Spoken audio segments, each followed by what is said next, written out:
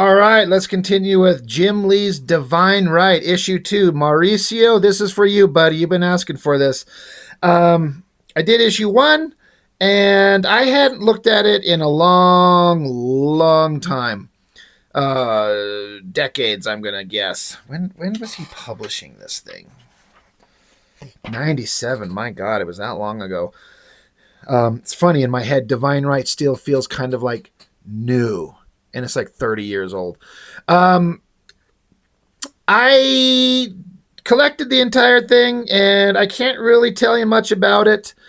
And after rereading issue 1 and the review that I did on my channel of it, there's some sort of vaguely interesting concepts, but I'm like, the writing was just killing me. Where Jim Lee was trying to do like a youthful energy thing.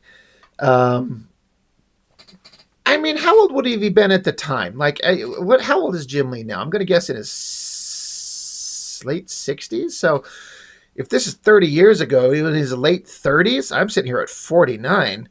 So I don't know. You know, it felt like he was trying to do a comic book, retaining the energy of like doing like a J. Scott Campbell kind of fun book, but also adding in the big adventurous, supernatural, superheroic, whatever stuff.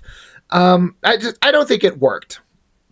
It's not really that memorable. There are some places, because it's Jim Lee, right? It's Jim Lee inked by Scott Williams, and you know there's assistants here and there.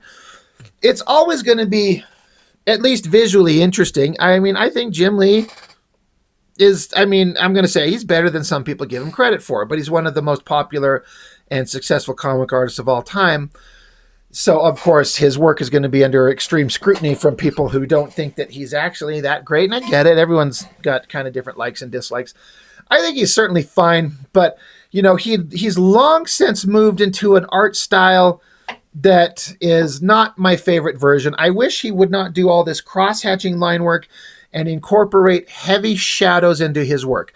I feel like whenever Jim Lee adds heavy shadows, whether he's going to the extreme, like a Sin City type shadow style, or a Mike Mignola kind of thing, or not even that extreme, but just heavy shadows, more blacks, and a lot less just cross-hatching lines, I feel like his work just stands out.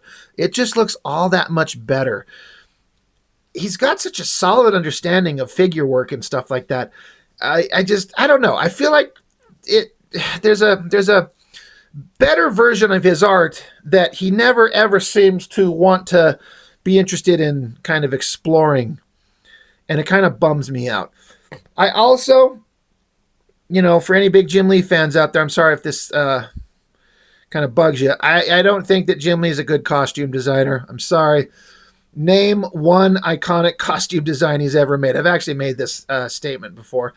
And most of the things that people seem to mention in terms of iconic costume designs are, from my memory, as I just sit here, one of these days I should do like just a video on this or make a list and actually talk about it. But the things that people will seem to mention, I either just disagree with that they're iconic and awesome. They might be like, yeah, this is an outfit that the character wears, but it's ugly and it's stupid. It's not iconic.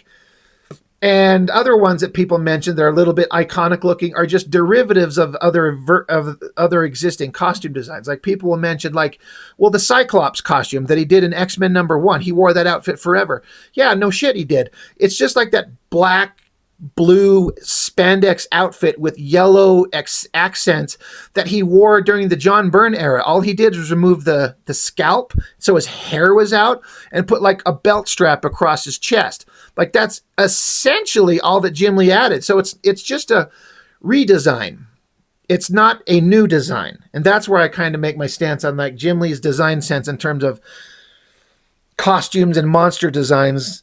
In my opinion, it gets kind of repetitive and boring. Like this giant guy here, he's big and he's flexing and he's screaming and there's feathers and there's pointy bits and swords, and it's just boring to me. It's not that interesting. What makes it interesting is Jim Lee's art, which is dynamic and powerful.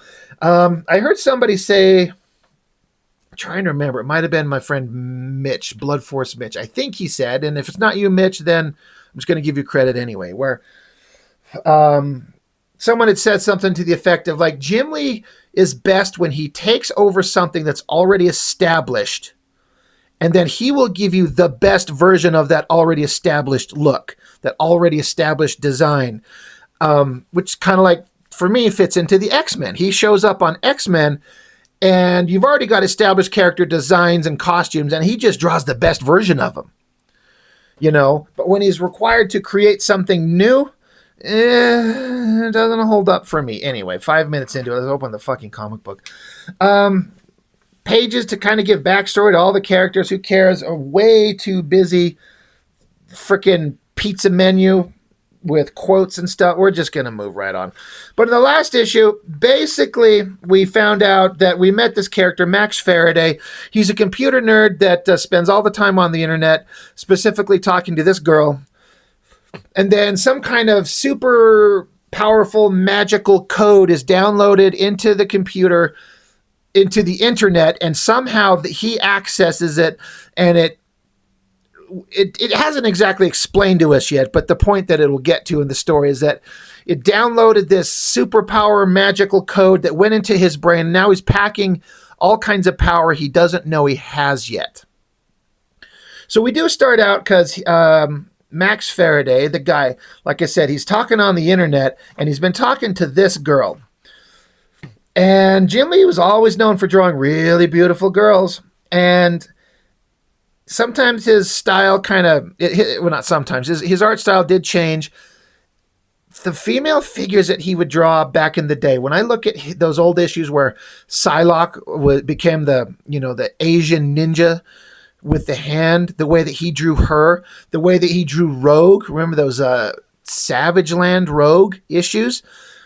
Those were some of the best figure drawings of female characters. They were like beyond beautiful and attractive, but they were not hypersexualized the way a lot of 90s image artists would do. That was like peak Jim Lee everything. And then he kind of changed his art style to his kind of current stuff, which this looks like everything he draws today. This style now, 30 years ago, is the way he still draws today, which consistency is fine. And it looks good, but I prefer his older shit, which I know that's always sucks. The age-old thing of like, oh, your older stuff was better. It's all Fantasyland. At first, I was like, oh my God, I forgot about this story point when I opened this book up and started looking at it. I'm like, oh God, is this going to be embarrassing? Jim Lee trying to do like youthful, sexy girl shit. But it's revealed to us pretty quickly, especially down here and on the next page, that this is in the guy's head. He's imagining this. This is Fantasyland. So in that respect, story-wise, it makes perfect sense. So it's okay to be kind of cheesy and silly. Like this shot of this girl, she's pretty fucking hot. I like the outfit. I wonder if he looks at some, like I know J. Scott Campbell talked about he'd go pick up like magazines and shit to see kind of the latest teen fashions when he was drawing Gen 13. I wonder if Jim Lee was doing something similar. This outfit is pretty great. The black t-shirt underneath this kind of summer dress. I like how you can kind of see just the indications of her body. It shouldn't be that tight. We shouldn't be able to see the folds in her tummy and her little creases in her pelvic region where her thigh meets her hips. That being said, pretty damn hot. The thigh-high stockings, it's almost a little much. Of course, that skirt is super short. Anyway, it's all Fantasyland. She's got a fucking lollipop because she's going to suck on something, fellas. You know what I'm talking about. Pretty hot. And then this is one of those things where I've thought about this. Jim Lee, like I said, in, young man me back when I was, reading early X-Men when I was an early teenager, and this is 97, so I was like 20 or something like that. And I was also a, aspiring artist. I still am. I'm a guy, I like to draw attractive, beautiful women, female figures, like we all do, right? And so here's Jim Lee doing that. But it also kind of occurred to me, I'm like, I don't think I've ever seen Jim Lee draw a nude female figure ever. And it's not like he has to. It just is like, that's something he's just not into. But most artists, especially guys, like you end up drawing nude figures, and guys often draw women, and it doesn't have to be gratuitous. I'm not talking about XXX rated material, but just drawing a nude figure. I just don't think Jim Lee ever has. Like, there's a lot of artists, like even Rob Liefeld, for fuck's sake, the last guy you want to see do that shit. Even he's done it here and there. Um, Eric Larson certainly has. I don't know that McFarlane has. I'm just talking about the Image guys because why not? Silvestri, I don't know that I've seen that. Thinking, you get really, really close, right? Again, you don't need to. It's just one of those things where I'm like, is he ever drawn a nipple? Now, again, he's making this comic. Again, comics are for kids, right? So he's trying to not have it drift into adult territory. And this is fine. Like, she's really cute. I love the figure work. She's got impossibly perfect tits. Thank you. The little the sheet kind of coming across her hips, the little tummy there. Like, she looks great. And again, I love the hair, the flat ways kind of pulled across the side of her head with a little barrette. Sexy as shit. Really good. And then, of course, and this is Fantasyland. She's like, I could be the perfect girl. I'm on the internet, and I could be anything. I could be demure and perfect and sweet, but then dangerous and sexy and enticing. And I could even, satisfy your more, what is it, Shez? Your wildest desires. I've seen you in those chat rooms. So now she's into like bondage shit, super long pointy death nails and leather and chains and shit. It's getting a little creepy. But then as she's sitting there, suddenly the face on the girl turns into the face of his buddy. He's like, dude, are you paying attention? You flip the page. Anyway, beautiful art, great female figures, looks great. Max, like I said at the end of the last issue, he got his powers by getting it downloaded from his computer into his brain, and then the computer exploded like a bomb. But he's kind of fine. But he's like, okay, that sucks, but I have to get to work. I have to go deliver pizzas. Like, I'm not making that up. That's the story. But Max was in Fantasyland, like just drifting off. This is exactly like, I can't help but wonder, when did Dumb and Dumber come out? Y'all know the scene I'm talking about. Like, either that movie ripped off this comic or this comic ripped off that idea where Jim Carrey, he's driving down the road. He just gets into that Fantasyland scenario, imagining Lauren Holly. What's her name? Swanson?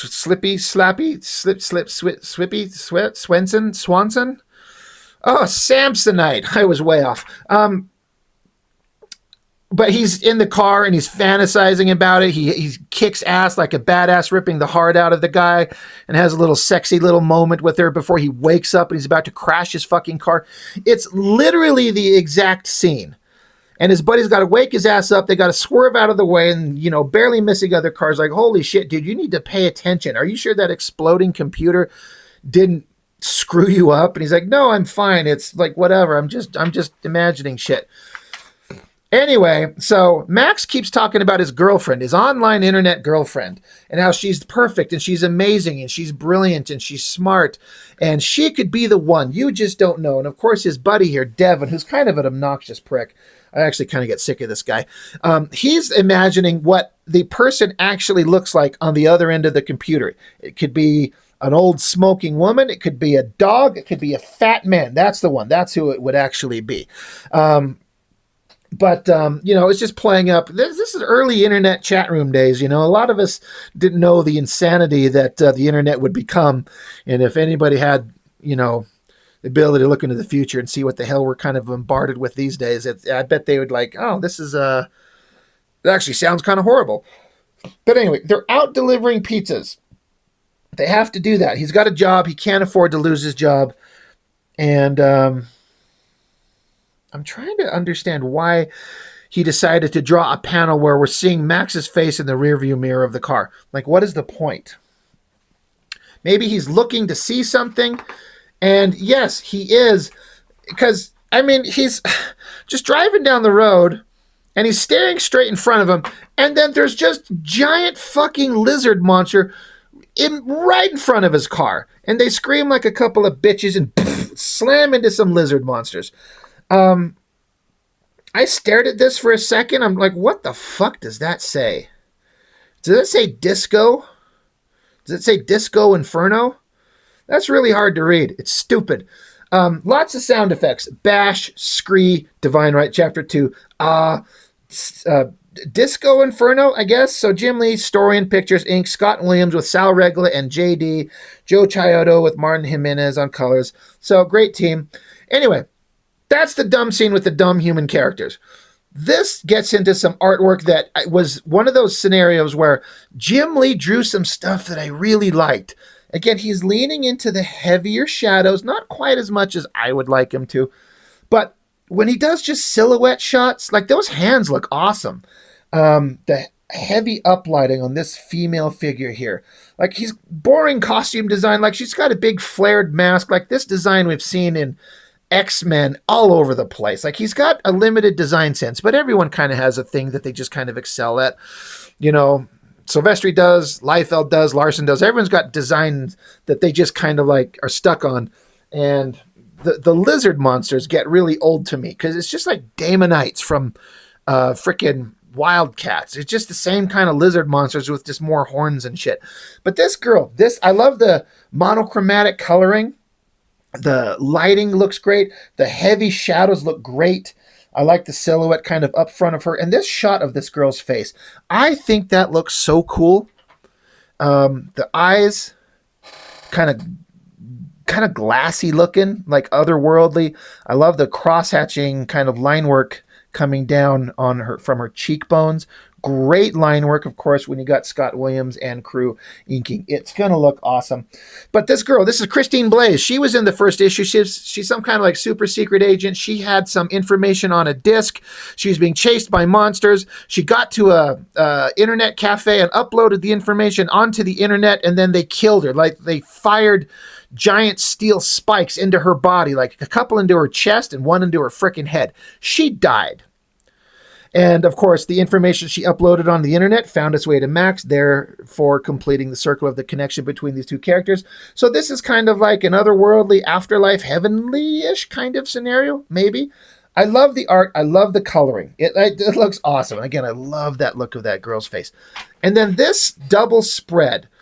Again, I know I just sat here and talked about I'm an artist and I like to draw, and I like to draw nude female figures. And well, here you go. Here's Jim Lee doing the closest that I think he'll ever get to it. I'm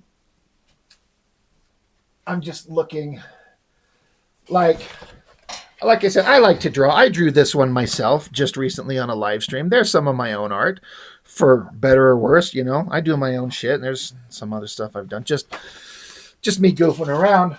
But I love the coloring. It puts it obviously in a different setting. I would really, really like to see what these look like in pencil.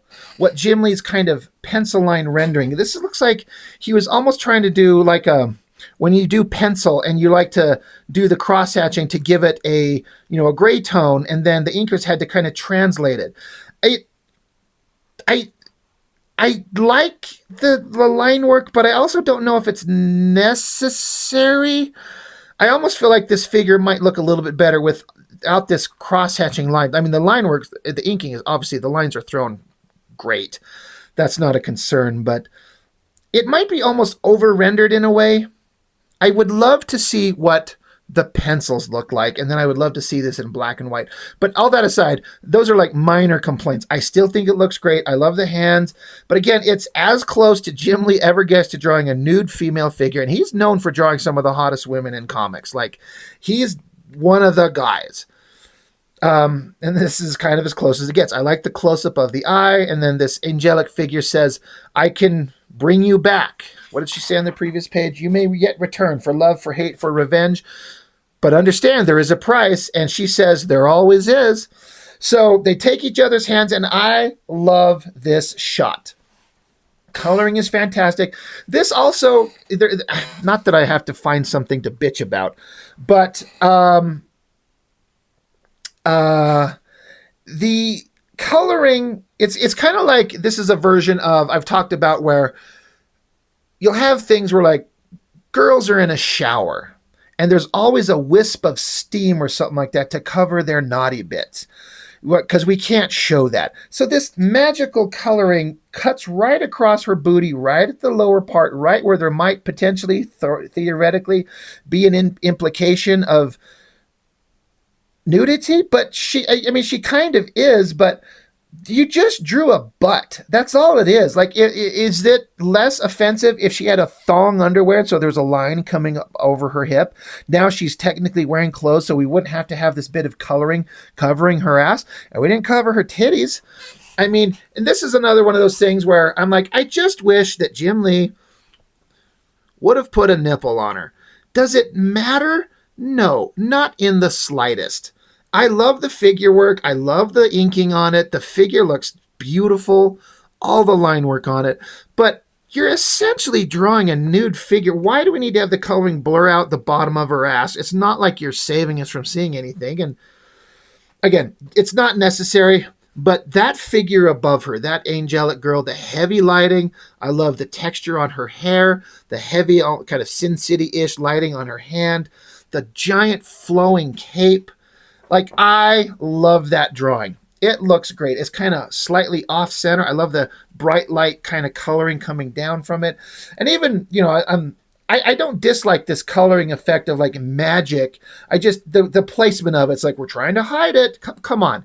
Even in Liefeld drew a bare naked ass in that issue of Rejects. Like, even he had the balls to just show a bare butt. Come on, guys. All that aside, I love this art. The coloring, the inking, the composition of that giant, all these folds in the cape. Like, it's McFarlane-ish, right? Loving it. And again, like I said, the use of heavy shadows. I'm into it. But yeah, they're going to bring her back to life. So this is like bringing her back to life. And then the dialogue, it's intentionally blurred out to show like her consciousness is slowly coming back. And the dialogue being faded out gives the, it's illustrating the idea of she's in a fog, but it gets more clear as she comes to consciousness. We flip over the page, and there is her dead-ass body at the hospital, and these doctors are kind of going over her chart, seeing how, yeah, she's dead, she's stabbed, there's a hole in her head, but suddenly her eyes just burst open. Doctors freak the fuck out. They drop shit. She's awake. She's alive. And they take off running as she gets off the table. And then they're just there. There's the magical otherworldly girl. She's just there. And then here's this dude. These are part of the theoretically magical superheroic good guys that are part of this comic. They're introduced at the end of issue 1. They're just there. And they're like, hey, we're here to take you. There's a greater plan. We must go. Here's your clothes and your guns. This is awesome. Let's go. We got shit to do. This was an interesting story element. The girl who's been resurrected, Christine Blaze, she's going out the door and she fails to notice her body is still there on the slab. And now when I read this book again, just for, purposes of this video, I forgot about this. And I'm like, I don't remember how or if or when this pays off. I'm not saying it doesn't. It'd be kind of dumb to show this and not have it get paid off somewhere down the line. I just don't remember. But I think that's kind of interesting. Like, there she goes, but there she is. So, okay, that's kind of fun. Back with the idiot retards in the car. They're swerving around, avoiding giant lizard monsters. So Devin jumps into the back of the car and grabs a baseball bat. Now, again, this is splitting comic book hairs. Who cares, right? But he gets a baseball bat and swings it so hard with so much force inside this little tiny car, he's able to puncture the fucking windshield and send giant lizard monster flying. I saw that. I'm like, you can't do that. And then anybody else watching this would be like, Rob, it's a comic book. There's not giant lizard monsters, and there's not hot naked girls getting resurrected from the afterlife, and there's not laser guns and people flying and Batman. Like, it's all fake. Like, okay, I get it. I do understand. But my brain looks at this. I'm like, you can't wind up with any kind of force and swing inside the car, break a windshield, and smack a lizard monster. Just have him lean outside of the window of the car and swing it freely while he's outside of it and bonk him on the head and send him flying. Whatever. I'm splitting comic book hairs because I'm stupid. But Max Faraday, he's like, dude, good one, Devin. You trashed my windshield. He's like, bitch, bitch, bitch. And he looks behind him, and lizard monsters are still chasing him down. So again, this gets into like, this is supposed to be kind of funny and lighthearted. And if the tone works for you and you like it, I get it, great. It's a little silly to me. They're on a pizza delivery job. They're running from monsters. The monsters are talking shit. They're like, we have them, prepare to feast, my brothers.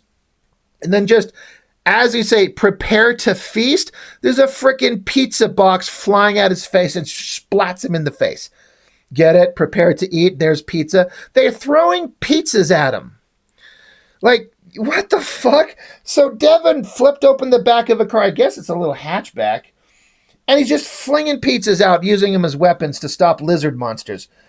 And they're like, yes, direct hit. Another one bites the dust. And Max is like, yo, dude, those are not yours. He's like, hey, man, you wanna save your job or your life? Okay, this is getting kind of stupid. Lizard monster with the pizza in his face kind of bonks on the ground.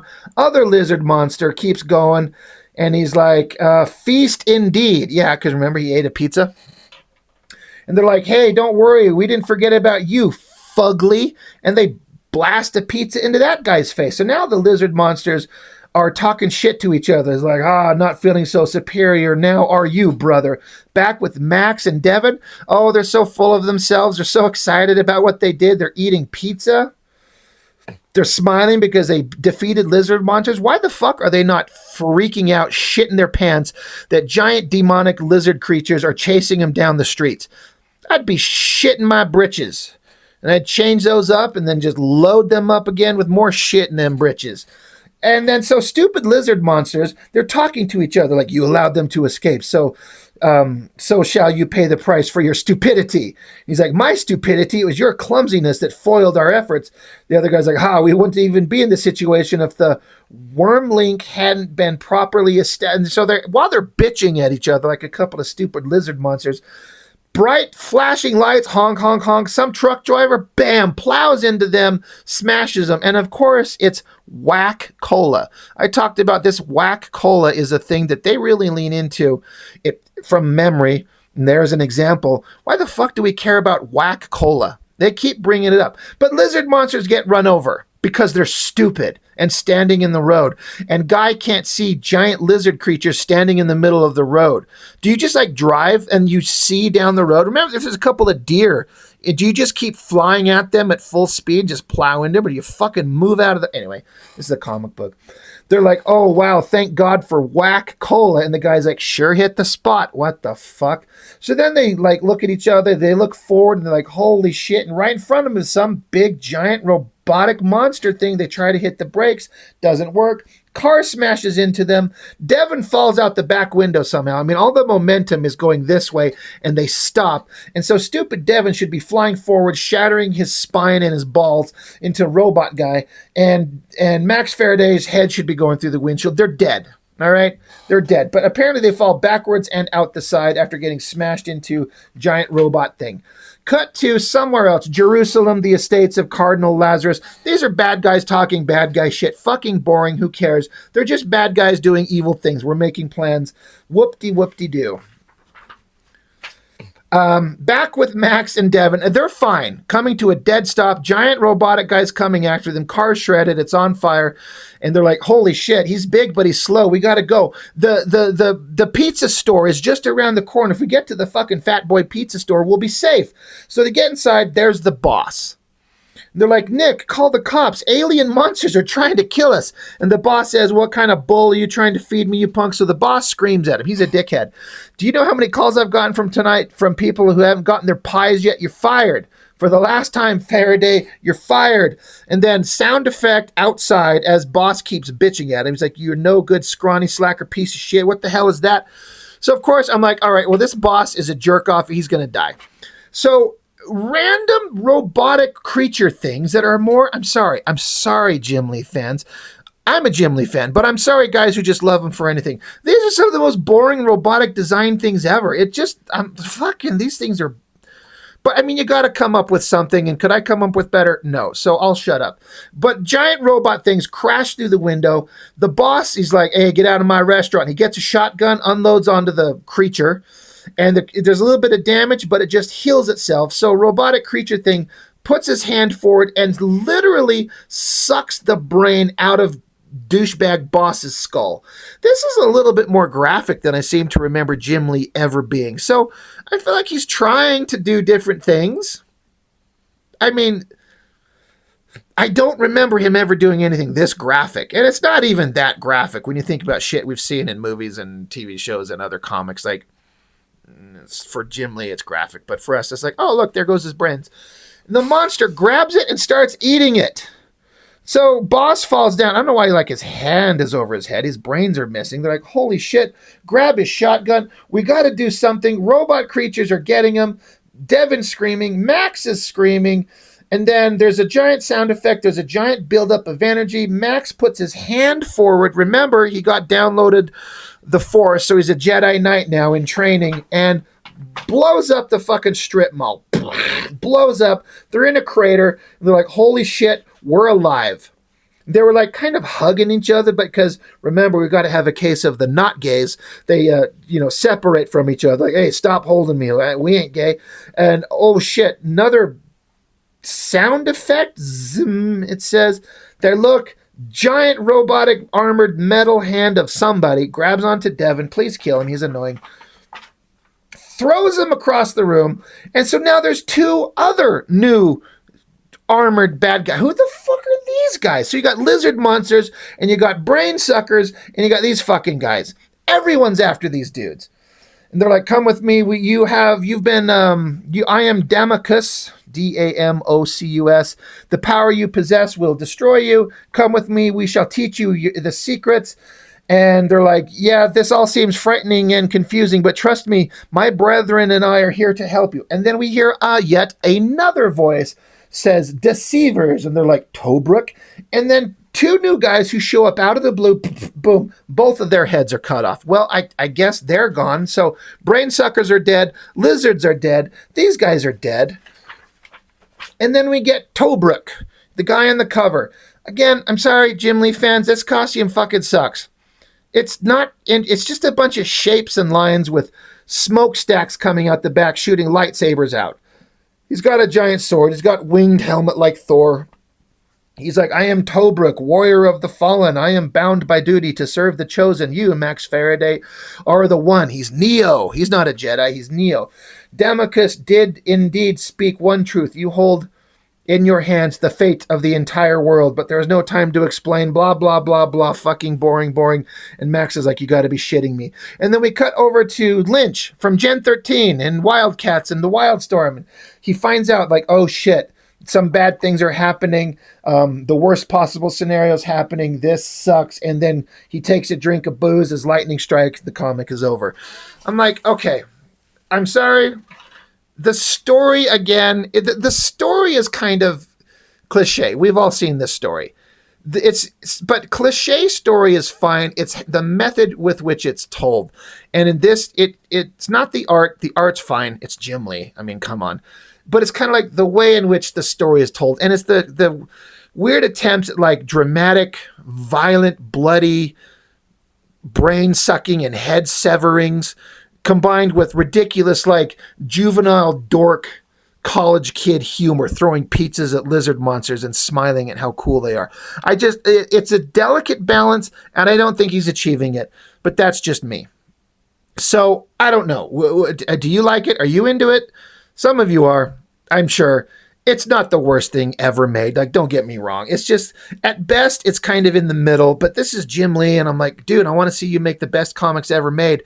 And he's kind of long since past making the best comics he's ever made. I'm sorry, guys. I love him. I think he's a great artist. I've met him once briefly at a signing. Really cool guy. I got nothing negative to say about the dude. I wish I want to see something amazing from him. And this is like his Batman work is just boring. I don't know. I just want to see something different. This was him trying, though. Full credit. He's trying to write his own thing, his own property, his own characters, and he's given it a full shot. Like, he'd never done that before, to my knowledge, where he wrote everything. Like, yeah, he wrote, sort of, co-wrote Wildcats and shit, but Brandon Choi was doing that stuff, and that shit sucked. And credit, I don't like Brandon Choi's writing. That is terrible. This is more interesting than Brandon Choi's assisted writing. So credit there. Anyway, Divine Right number 2, it's fine, I guess. Like I said, there was some of these art things in here, these pages. Like, I will look at this stuff all day and just love it. I would take a comic drawn exactly like this. I mean, if it's just a comic full of naked girls in the afterlife, woohoo, sign me up. Good stuff. Really like it. But anyway, that's all I've got. That's Divine Right number 2. Hey, if y'all like me, some of you do, and you want to help support me, I've got some stuff of my own. I got a sketchbook. Speaking of a guy that likes to draw naked female figures, I like to do that stuff. So I've got a sketchbook here. So if anybody's interested, I have this available. You can pick that up from me also. I made my own fan comics. I made 6 graphic novels of He-Man. I had a story I wanted to tell, and I did. These are volumes 1, 2, and 3. Again, they're all thick graphic novel sized. I've got volumes 4, 5, and 6 right there. Finished up this one, volume 6, just last year. Giant book. Chuck Gibson, professional comic inker, helped me with about 30 pages on this. There's an example of his inks in this book. I'm pretty proud of it. You know, nothing's perfect, but I did the best I could, and I crafted a story I'm pretty happy with, all things considered. And so this is my work with Chuck Gibson, and I've got these available. So if you're interested, hit me up. I've got copies of them, and I can get them in your hands if you're interested. So that is all I have for Divine Right number 2. It's fine. That's all I've got. Thanks for joining me. See you next time.